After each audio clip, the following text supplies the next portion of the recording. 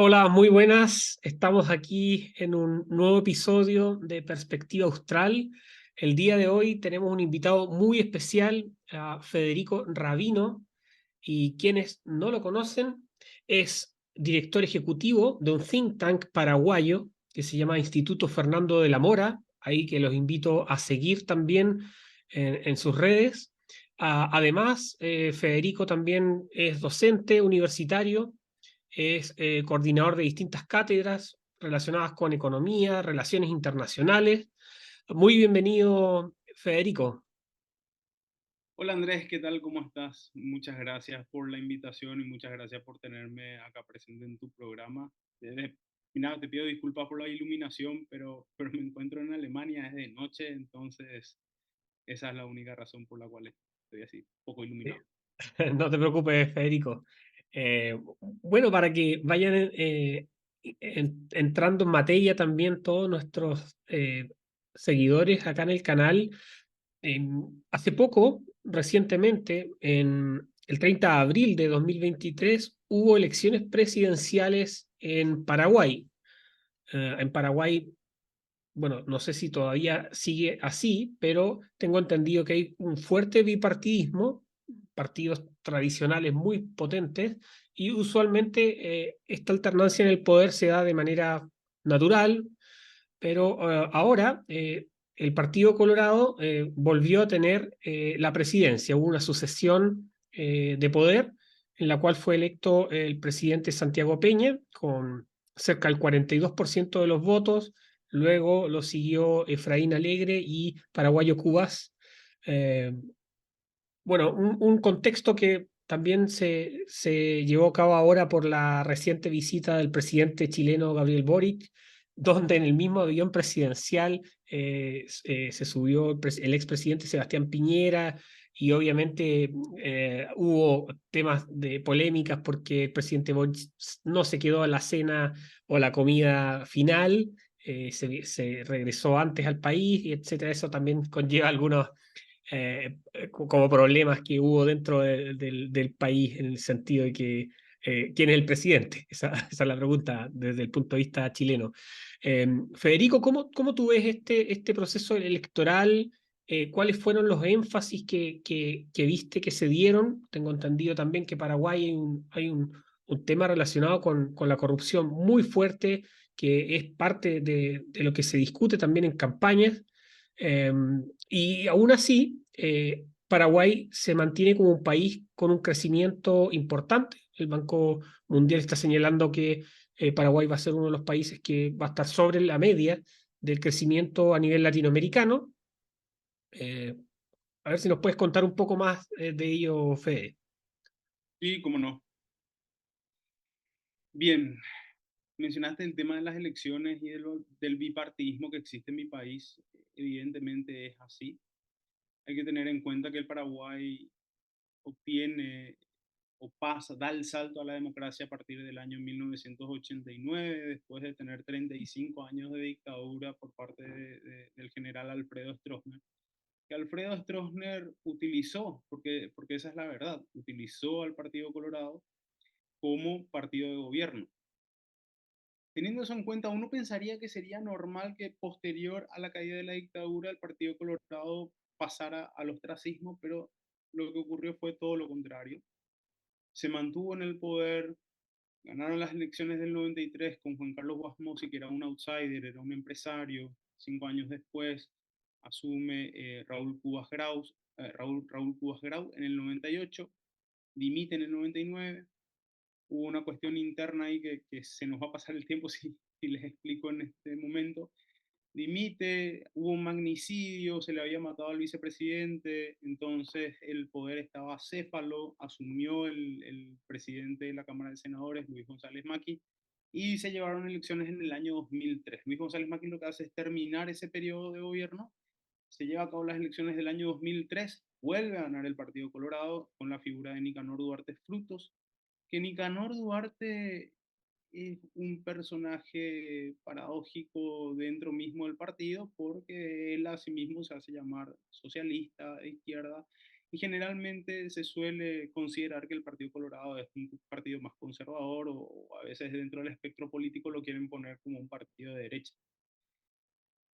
Recién en las elecciones del 2008 se produce la alternancia en la democracia. En el año 2008 hubo una coalición del Partido Liberal Radical Auténtico con partidos de izquierda. Como presidente estaba Fernando Lugo y como vicepresidente estaba Federico Franco. En el 2012, de vuelta, hubieron cuestiones internas. Lugo no tenía mayoría en el Senado, ni en la Cámara de Diputados, lo tenía el Partido Colorado, entonces se le hace un juicio político, lo cual es una figura jurídica consagrada en la Constitución Nacional. Se le remueve del cargo y asume Federico Franco por un periodo aproximado de 9 meses de lo que quedaba al gobierno. 2013, Horacio Cartes gana nuevamente las elecciones, nuevamente el Partido Colorado al poder. 2018 gana Mario Abdo Benítez, pero hay que tener en cuenta, bueno, del Partido Colorado, y ya les voy a aclarar una cuestión, y 2023 gana Santiago Peña del Partido Colorado. O sea, si nosotros vamos a hablar de un bipartidismo, hablamos de un bipartidismo exclusivamente que se da en el debate y que se podría dar en el legislativo más que nada, pero en el ejecutivo, con esa breve síntesis que te doy desde el periodo que entramos en democracia, es claramente la hegemonía que tiene, es una palabra que no me gusta, pero que es así, es la hegemonía que tiene el Partido Colorado en la política nacional paraguaya. Ahora, hay una particularidad en estas elecciones que no se dieron en las elecciones pasadas. El Partido Colorado, nosotros como sistema político o la estructura como se encuentra dividido el país, tenemos un país que es unitario, presidencialista, no es federal. Las, las localidades se encuentran separadas por departamentos. Nosotros le llamamos departamentos, tenemos 17, de las cuales, tenemos 19, sí, de las cuales en su mayoría tiene el Partido Colorado, o sea, el Partido Colorado ganó la mayoría de las gobernaciones de, eh, en estas elecciones. Y no solamente eso, sino que también obtuvo la mayoría en el Senado y obtuvo la mayoría en diputados. Ahora, ¿cuál es la diferencia? Porque yo siempre digo que la oposición no solamente son los partidos que no son de gobierno, sino también las mismas facciones internas que se encuentran dentro del Partido Colorado. Si uno observa y hace un estudio de lo que está sucediendo hoy en día, es que existen discrepancias internas mismas dentro del Partido Colorado entre las facciones de Honor Colorado que le responde a Horacio Cartes y que vendría a ser la facción de gobierno hoy en día. Y las demás facciones como Frente Republicano que le responde al expresidente Mario Abdo Benítez y lo que se conformó como un grupo colorado independiente, que es otra facción de vuelta. Entonces, no solamente, y perdóname que te mezcle, pero lo que pasa es que Está bien. hay gente de otros partidos políticos que por ciertas razones yo no voy a asumir algunas cuestiones que hay otras personas que sí lo asumen, pero por ciertas razones terminan votando de la misma forma que votan los representantes del Partido Colorado. Y en teoría son partidos de oposición. Y de oposición por el simple hecho de no encontrarse en el poder. Entonces, eso a grandes rasgos es lo que viene sucediendo y lo que sucedió en estas últimas elecciones y lo que viene sucediendo en el país desde que obtuvimos o desde que dimos el paso a la democracia. Mm, claro, ahí lo que se ve es que, claro, hay un alto control de un partido político y tiene, podríamos decir, el pro de ofrecer cierta estabilidad de control del sistema político, pero por otro lado, el contra de tener falta de iniciativas innovadoras para potenciar el desarrollo de Paraguay. Eh, a mí me llama mucho la atención también, entonces, en este caso, el proyecto de continuidad. ¿Qué espacio ves tú, Federico, en tanto a las ideas de la libertad, las ideas de una sociedad libre, reformas que puedan ser importantes para el despegue económico y mejoras en políticas no solo a nivel de Asunción, sino que también en regiones donde es fuerte también el comercio de la soja y también la relación que hay con países vecinos. Es muy interesante la pregunta que estás haciendo, Andrés, porque el presidente recién asumió este martes 15 de agosto pasado y el día siguiente se hizo la presentación de básicamente lo que va a ser el programa de gobierno. Y acá hay algunos puntos que sí me gustaría resaltar.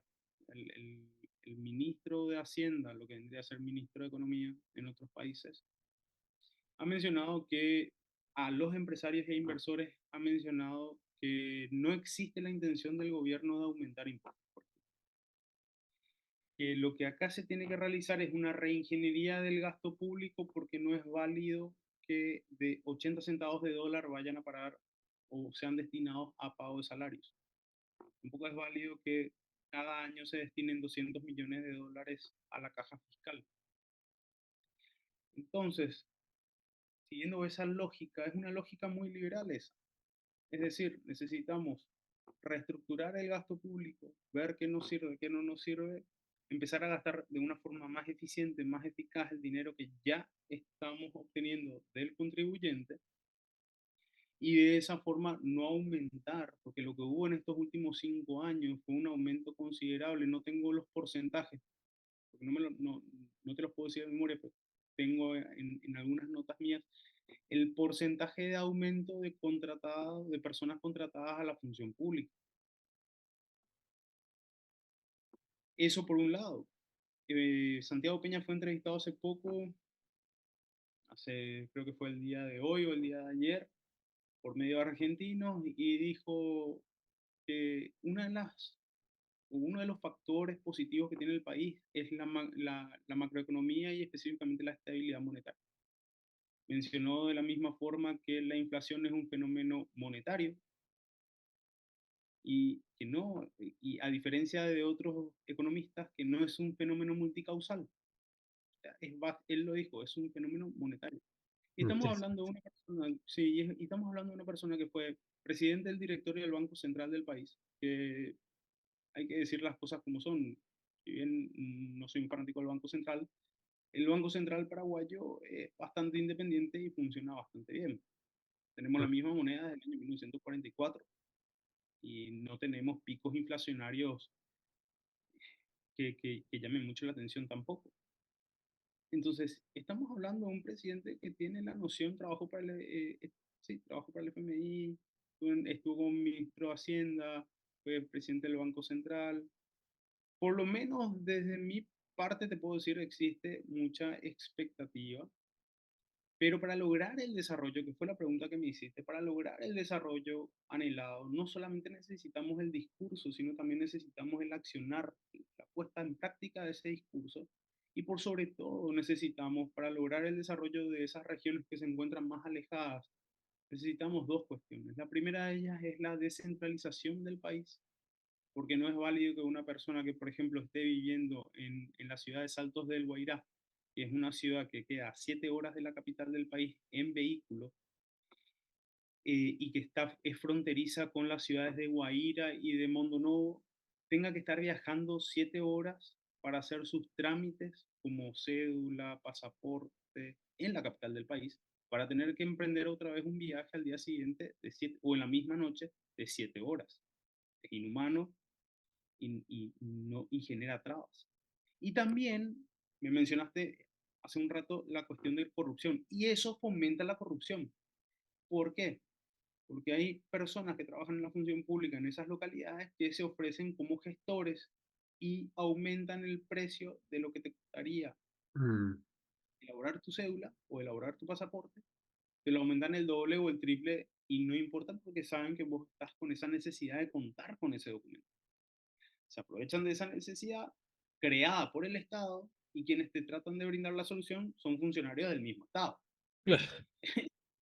Entonces, tenés el problema de la centralización en el país y tenés el problema de la burocratización en el país para ese tipo de trámites. Entonces, lo ideal sería que se tengan oficinas o circunscripciones en esas distintas localidades para brindarle esa facilidad a las personas que se encuentran trabajando, que porque se dedican, son ciudades, las ciudades fronterizas son básicamente ciudades 100% dependientes del comercio y del Claro. comercio fronterizo. Entonces, son ciudades que se vieron fuertemente afectadas durante las medidas tomadas durante el año 2020. No me gusta mencionar la pandemia por ciertas cuestiones.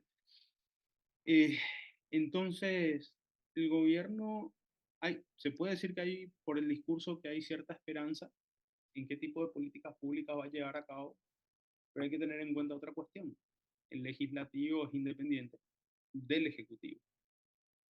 Entonces hay que esperar que el legislativo permita la gobernabilidad o la gobernanza del país durante estos 5 años y se lleven a cabo las medidas necesarias para poder lograr, y te voy a decir exactamente la misma frase que dijo en la entrevista a Santiago Peña, el tan anhelado desarrollo económico, social, o sea, micro y macro. Necesitamos eso. Me preguntaste acerca Sí. de las empresas No, claro, exportadoras. pero Sí, relativo a lo mismo que estabas diciendo, bueno, para los que nos escuchan también, el Estado paraguayo, con respecto a su economía, podríamos decir que es pequeño en comparación con otros estados latinoamericanos que son enormes. Y ahí, claro, ahí como dices, Federico, hay una enorme oportunidad y un espacio para abrir a la digitalización, al tema de reducir el tema de la permisología, de facilitar la relación entre el Estado y el ciudadano, sobre todo con esto que señalas del compromiso que debiese haber con la descentralización. Ahí tienen un espacio de mejora importante. Claro, eso obviamente implica un consenso político relevante para poder descentralizar o desburocratizar, como decía Federico. En, en tanto a eso, quería preguntarte si es que hay antecedentes de que estén trabajando también en reforma administrativa o al momento todavía ese tema no es tocado respecto a la centralización excesiva que se ve del Estado paraguayo. y sinceramente, Andrés, yo no tengo ahora mismo conocimiento si es que ya se están realizando reformas. A ver, te voy a decir dos que crearon mucho revuelo en el país, capaz por la velocidad con la que se trataron estos temas y con la velocidad en que se aprobaron estos temas. La primera de ellas es la fusión de lo que es la Subsecretaría de Estado y Tributación. Bueno, el nombre ya te dice todo, uno de los órganos más detestables, el encargado de recaudar impuestos, El demonio. sí, con la Dirección Nacional de Aduanas. Y de esa forma se crea, y ya está vigente eso, la Dirección Nacional de Ingresos Tributarios. Eso por un lado. Por el otro lado, está en tratativas de creación, pero no es una creación, bueno, ahí te explico, del Ministerio de Economía. Como te decía, nosotros tenemos tres áreas que van a estar siendo absorbidas para conformar el Ministerio de Economía. El Ministerio de Hacienda, por un lado, la Secretaría Técnica de Planificación del Desarrollo Económico y Social del otro lado, y la Secretaría de la Función Pública. Se eliminarían, por ende, tres entes estatales para crear un ente estatal.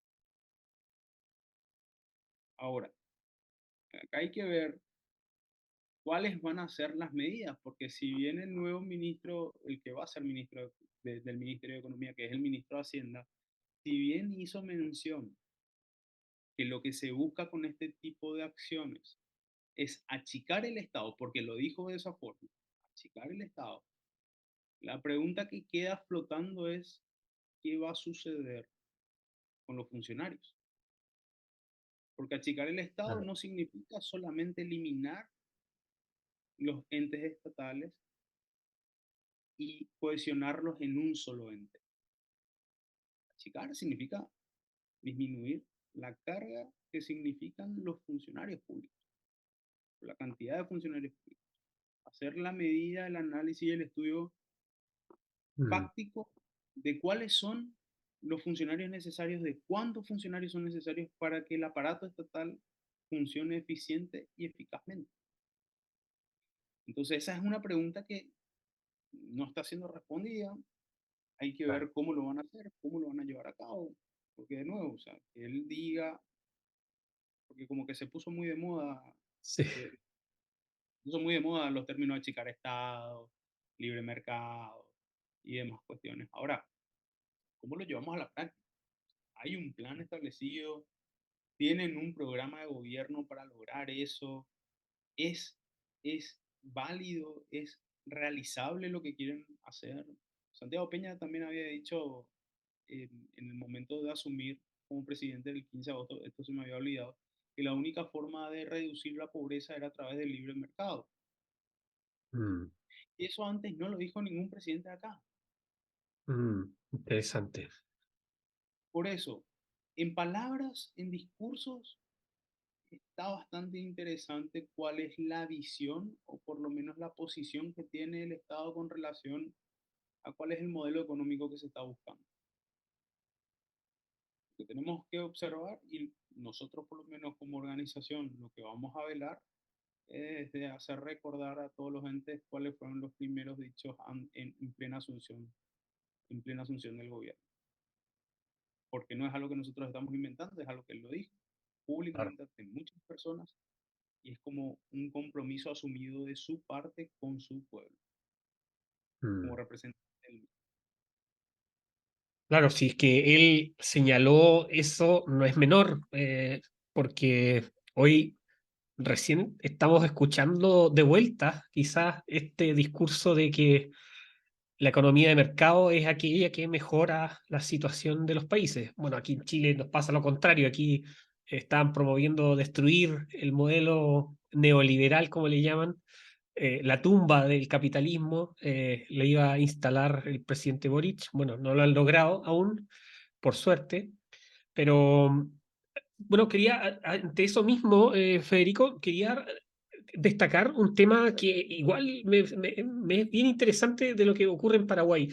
Paraguay se ha destacado también por tener una relación comercial con China importante, pero en términos de las importaciones, que tengo entendido que más del 27% más o menos son importaciones de China, después viene Brasil con 22-23%, y aún así Paraguay tiene una fuerte relación diplomática con Taiwán.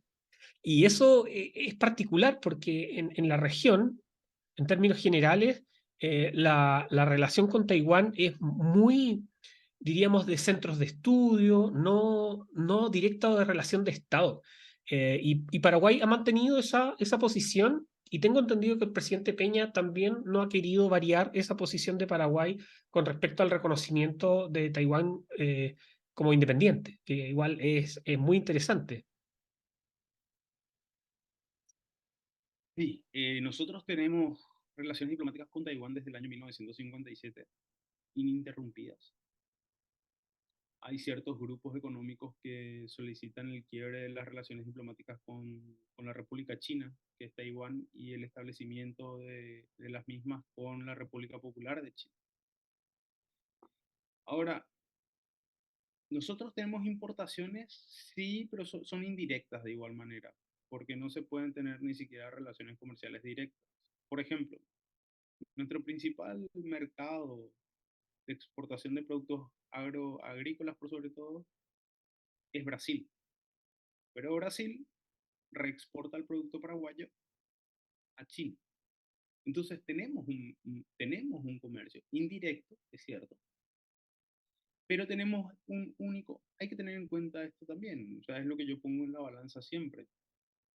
Nosotros somos el único Estado que le reconoce a la República China como Estado independiente. Lo reconoce ante la sociedad internacional, lo reconoce constantemente en cualquier foro internacional en donde se trate la cuestión. Y eso a nosotros nos ha permitido contar con un mercado en el cual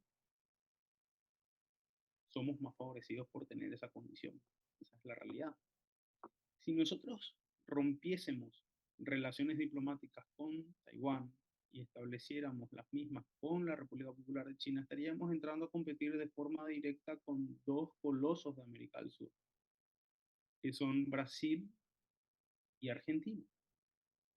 Y actualmente estamos teniendo una problemática que no deberíamos tener por contar con el Mercosur, que es el, Mercosur, la cuna del proteccionismo y el capitalismo de amigote. sí, y es el cobro de peajes en la ruta fluvial que está haciendo unilateralmente Argentina al Paraguay. Y ese es un tema muy delicado porque Paraguay aboga por la libre navegación de los ríos internacionales desde su independencia, desde el año 1811, de forma ininterrumpida hasta el día de hoy. Y al ser un país sin litoral marítimo, se complica aún más la salida de los productos nacionales al mundo. Entonces, ¿vamos a seguir reconociendo a Taiwán como Estado independiente? Sí, yo creo que sí. Yo creo que no va a haber un cambio sustancial en esa cuestión diplomática, a diferencia de lo anunciado ya con Israel, bueno, eh, mi apellido me delata, ¿verdad? O sea, tengo un sesgo hacia esa cuestión y lo digo honestamente. Eh, entonces, si bien hay ciertos grupos económicos, específicamente los relacionados al rubro de la ganadería, que están solicitando la apertura total con China, no creo que se pueda realizar en un futuro próximo, o por lo menos en los primeros años de gobierno no, a menos que algo o algún evento suponga que se tenga que tomar ese tipo de medidas. Hola, si llegaste hasta aquí en esta conversación, quiero pedirte por favor que le des me gusta, te suscribas y envíes también este enlace a tus conocidos en las diferentes plataformas y redes sociales. Solo así podremos seguir creciendo en esta comunidad con entrega de contenido de calidad. Claro, ahí, bueno, una cosa estratégica, yo creo que para Paraguay y también que conviene a Chile, es el tema del famoso corredor bioceánico, que aún parece que no está en operación, pero claro, ese es un proyecto enorme que va a conectar, bueno, ahí lo pueden buscar después, que va a conectar Paraguay, va a pasar por Argentina y llega a los puertos de Chile del norte, y esa va a ser una salida importante al Pacífico y obviamente va a disminuir costos de todos los costos asociados logísticos dentro de las distintas cadenas de suministro. Federico, otra cosa que igual sería interesante que nos puedas comentar a los que nos ven el día de hoy es acerca de el, el sistema de pensiones paraguayo. Si nos puedes comentar a grandes rasgos el sistema de pensiones, yo lo que he leído del sistema de pensiones es que hay una tasa muy baja de cotización y que es un problema real. Vi que había un estudio que estaba realizando el BID y con apoyo del Banco Mundial, porque efectivamente es algo que está como pendiente dentro de Paraguay. Y esto lo digo en clave de que hay muchos que critican el sistema de pensiones chileno, y buscan que el Estado se haga cargo de todo, cuando vemos que si efectivamente hay cosas que mejorar, eh, vamos, parece, por el camino adecuado, en términos de un sistema que sea sostenible en el tiempo, entendiendo también que está disminuyendo la masa de cotizantes y estamos teniendo personas con mayor vejez, como es la tendencia global. Ahí, Federico, si puedes comentar un poco cómo funciona el sistema de pensiones, porque vi que tiene ciertas similitudes con el sistema antiguo chileno, que había muchas cajas que entregaban tipos de pensiones y había mucha variabilidad también dentro del sistema. Algunos son más privilegiados que otros, etcétera. Ay. Bueno, voy a tratar de hacerlo lo más sencillo posible. Voy a empezar por algo que dijiste al final, la cuestión demográfica. El bono demográfico va a ir disminuyendo, ya se han visto gráficos en donde se determina o se demuestra que existe una disminución en el bono demográfico en nuestro país. Y yo lo veo empíricamente también. Al ser docente, al estar como coordinador de carrera, tengo la oportunidad de hablar con jóvenes y siempre hacerles esta consulta y lo vengo haciendo desde el año 2016, hacer la consulta de quiénes quieren tener hijos en un futuro. Y son muy pocos, y son muy pocas las personas que levantan la mano, muy pocas. Eso hay que tener en cuenta para lo que viene después. Nuestro sistema general de pensiones es un sistema basado en el sistema de repartos. ¿Qué significa eso? Nosotros necesitamos contar con un porcentaje dentro de la población económicamente activa que invierta, pague, contribuya, el término que quieran utilizar, a las jubilaciones de las personas que ya se encuentran jubiladas. Tenemos otro problema, otro inconveniente. Tenemos un alto índice de informalidad en el país. Al contar con un alto índice de informalidad en el país, significa que no se encuentran registradas oficialmente como población económicamente activa. Si no se encuentran registradas oficialmente como población económicamente activa, no están contribuyendo al sistema jubilatorio del país. Por ende, o van a quedar dos opciones, que son las que veo de forma directa. Forzar a la formalización de todos a través de la coacción del Estado, porque el grado o el alto porcentaje de informalidad tiene que ver con la incredulidad que existe de estas personas a el accionar del Estado, por lo que se ha visto en todo este tiempo desde la implementación de la democracia en el país. Y de esa forma, si son formales, claro, contribuirían al sistema jubilatorio y es como que podría dar algún tipo de aire a esta situación. Y la otra, que es la menos deseada por todos, si hacemos una encuesta rápida, va a ser la menos deseada por todos, es aumentar la edad jubilatoria. Se vive más, hay que trabajar más porque el sistema no Claro. funciona.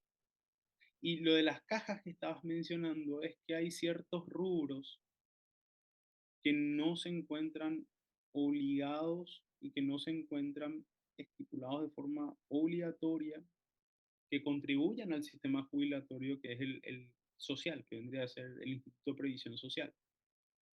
Ahí tenemos cajas fiscales, las cajas de educación, las cajas de los policías, las cajas de los militares, las cajas jubilatorias bancarias, etcétera, etcétera, etcétera, etcétera, etcétera. Para asustar un poco más, pero es una realidad.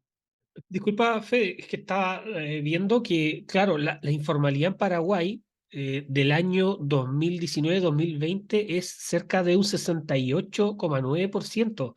Es increíble, es decir, todas esas personas que no cotizan son una carga tremenda para el fisco, claro. Y no necesariamente, o sea, no sería una carga porque, a ver, al no contribuir tampoco son beneficiados con los servicios que se ofrecen. Son beneficiados, por ejemplo, si vamos a hablar en la parte de salud, pueden acudir a los centros hospitalarios públicos, sí, pero no pueden acudir al centro hospitalario que ofrece la seguridad social porque nosotros tenemos otra particularidad. Nuestro sistema jubilatorio y nuestro sistema de seguridad social están juntos en una sola figura, que es el Instituto de Previsión Social. Entonces, ya te imaginas la problemática que eso supone.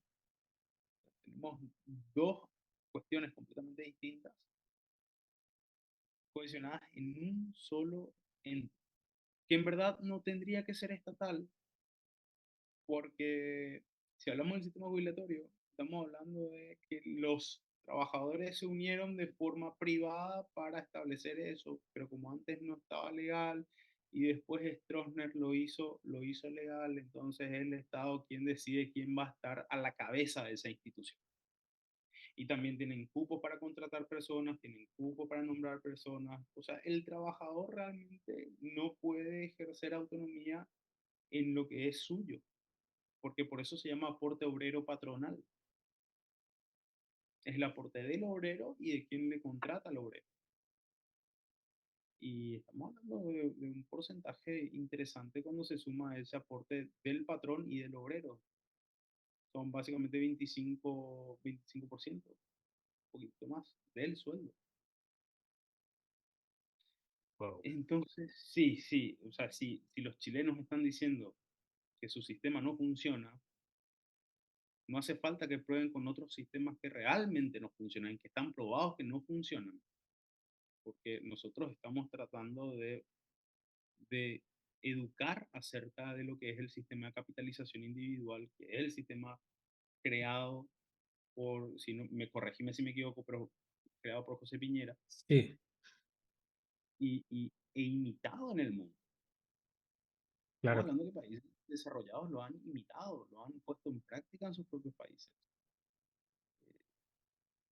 Hay una cuestión muy ideológica de quienes probablemente estén diciendo que esto no funciona o no hayan, o no hayan sabido sacarle el provecho a ese sistema, porque en el nuestro no tenés forma de sacarle provecho. Entonces, ¿qué hace un grupo de personas? Invierte otro porcentaje de su dinero, de su salario mensual, en cajas jubilatorias privadas que tienen. Hay una caja jubilatoria privada que es la que yo, en la que me encuentro, que utiliza un sistema de capitalización individual. Y cuando me dijeron eso, les había consultado si era al estilo chileno y me dijeron sí. Entonces, o haces eso, o invertís en instrumentos financieros, si tenés más dinero, o invertís. Si tenés más dinero, lo que vas a hacer es invertir, por ejemplo, en obras, que eso ha aumentado muchísimo. Fue el rubro que no sufrió ninguna pérdida durante el año 2020. Y Mm, hablamos del año en donde todo estaba restringido, básicamente. claro. Sí, muy interesante. De hecho, recientemente salió un informe eh, la, la Internacional de Pensiones, la llamada FIAP, y ahí ya se señala también que al 2022 son 51 los países que están adoptando un sistema de capitalización individual en distintas modalidades. Obviamente hay unas que son voluntarias y otro en este caso como el chileno que es obligatorio hacer sistema de capitalización. Y claro, va incrementando por el mismo hecho de que el tema de jubilatorio es un gran tema. Tienen los países europeos de estados de bienestar, están quebrados, con unas deudas tremendas. De hecho, el mismo caso italiano es particularmente interesante, y que se ve muy difícil también de que se logren hacer reformas sustanciales para disminuir la deuda. Y claro, eso principalmente está dado por toda la carga fiscal que involucra esta entrega de pensiones públicas que a la larga y con las tasas de natalidad actuales es insostenible en el tiempo. Exactamente, exactamente. Y eso es lo que vamos a estar viendo en los próximos años. A mí no me extrañaría que el gobierno va a ser una medida antipopular, sí, pero es una medida necesaria. Y sí, y sí, porque al tener este sistema, al tener tasas de natalidades que van bajando, como mencionaste recién, no le va a quedar de otra que aumentar eh, la edad para jubilarse. Claro. Bueno, Federico, para ir cerrando también, ¿cuáles son las aristas que tú consideras que hay más importantes hoy para el destino del corto, mediano o largo plazo de Paraguay con la administración actual y también con la importancia de que los centros de estudios, como en este caso el Instituto Fernando de la Mora y la formación a jóvenes, se vayan haciendo cada vez más presente para orientar buenas políticas buenas reformas en la dirección correcta, en este sentido, con una perspectiva de sociedad libre y responsable y además de mercados abiertos. Voy primero por las cuestiones del gobierno y termino con lo último, que es la cuestión de los centros de formación o de las organizaciones como el Instituto Fernando La Mora. A corto plazo, el gobierno tiene que crear un impacto directo en ciertas áreas en las cuales son necesarias. Reforma del gasto público, transparencia real del gasto público y, como había dicho el nuevo ministro, haciendo una reingeniería total de ese gasto para demostrar seriedad. Una vez que se tengan los datos fidedignos, se va a poder saber en qué se está malgastando dinero y cómo redireccionar el uso de ese dinero que ya se encuentra recaudado para un mejor uso.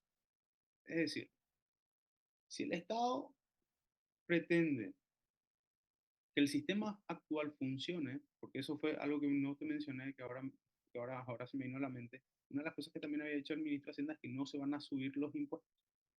Entonces, si el Estado pretende funcionar con el mismo nivel tributario, estamos hablando de un 10% de IVA, un 10% del impuesto a la renta personal, facilidades para la inversión. Yo me he dado cuenta que lo primero es esa reestructuración del gasto, transparentar el gasto, lograr una mejor eficiencia en el uso del dinero, de los recursos que tiene el Estado hoy en día. Eso por un lado. Por el otro lado, promocionar mejor el país. Estamos hablando de un país que ofrece no solamente facilidades, sino beneficios para los inversionistas, como exenciones fiscales, como la no alteración de los impuestos que uno paga al momento de invertir en el país por 10 años. Eso quiere decir que ni por más de que exista una reforma tributaria, el inversionista va a seguir pagando el mismo porcentaje impositivo durante 10 años. Una cantidad de terreno. Somos un país que es más grande que Alemania, con una población de un poco más de 7 millones,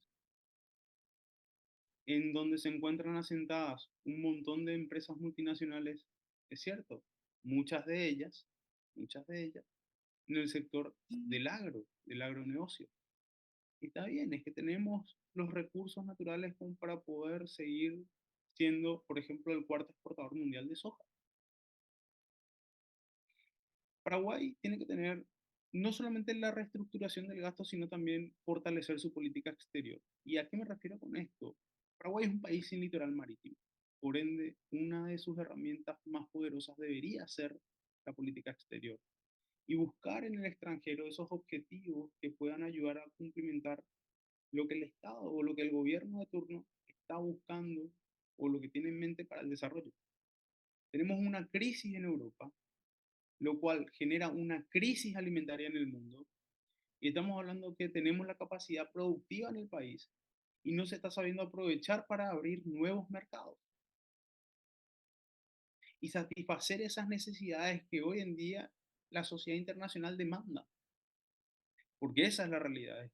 Hay países que dependían 100% de Ucrania y de Rusia para el trigo, para el maíz y demás productos, y son mercados que se encuentran ahora mismo sin ser satisfechos, que pueden ser satisfechos por la producción nacional paraguaya.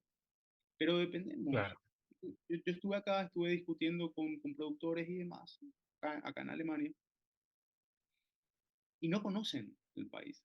Entonces hay un serio problema de promoción del país claro, y de las bondades que puede darle al inversionista al extranjero. Entonces yo me centraría primeramente en esos dos aspectos. Y lo que me gustaría sí observar es cómo van a poner en funcionamiento lo del Ministerio de Economía y cuáles son las reformas internas que van a ir realizando, porque ahí recién te voy a poder dar una actualización de la situación. ¿Cuáles van a ser las reformas que van a realizar internamente, tanto en el Ministerio de Economía como en la Dirección Nacional de Ingresos Tributarios? Y lo último, entonces, paso directamente claro. a lo de los centros, a los centros como el Instituto Fernando de la Mora. Nosotros en noviembre vamos a estar lanzando un, como un hub de liderazgo para fomentar líderes que quieran dedicarse, líderes jóvenes que quieran dedicarse a la política, pero que tengan esa orientación, esa formación y esa perspectiva de economía del mercado, Estado de Derecho, igualdad ante la ley, libertad individual, porque es necesario. Por más de que, por lo que te decía al comienzo, por más de que el presidente discursivamente tenga la intención de aperturizar más el Paraguay en materia económica, disminuir el malgasto, por ende, disminuir la corrupción. Si no tiene gobernanza en el legislativo, todo ese discurso va a quedar en intenciones y no va a poder verse materializado. Y la gente no va a poder verse beneficiada de ese tipo de políticas públicas. Y necesitamos eso, necesitamos que los legisladores tomen decisiones que beneficien, que le otorguen mayor libertad y probar de una vez por todas lo que empíricamente y lo que estadísticamente ya se conoce, que es cuanto más libertad económica hay, más desarrollo económico social hay. Y, y eso, Buenísimo. Recordar también que el impuesto, el IVA en Paraguay es de un 10%, si tengo entendido. sí, Andrés, En Chile el IVA es de un 19%, eh, y claro, 10% hubo hasta como principios del año 90. Luego se fue subiendo paulatinamente, llegamos a un 19% y prácticamente el IVA es uno de los impuestos que más recaudan para el fisco. Eh, en el impuesto corporativo también es bajo, tengo entendido en Paraguay. No recuerdo el valor exacto en este momento, pero claro, ofrecen una certeza jurídica importante para el inversionista, y eso es impresionante también, que tienen un espacio de promoción al extranjero muy relevante, y eso implica poner un fuerte énfasis en las relaciones internacionales y en el multilateralismo. totalmente. Y hay una cuestión más que sí me gustaría agregar. O sea, tanto para el exportador como para el importador o para el extranjero, hay ventanillas únicas en donde se han simplificado varios procesos. Paraguay está abierto a atraer inversores. Necesitábamos aumentar nuestro porcentaje de captación de inversión extranjera directa en el país. Eso es algo que necesitamos de forma inmediata y eso solamente se va a poder lograr si es que existe confianza en el gobierno y si es que existe confianza en las acciones que se están emprendiendo desde el gobierno. Tenemos impuestos bajos, tenemos tierras fértiles, tenemos espacio suficiente.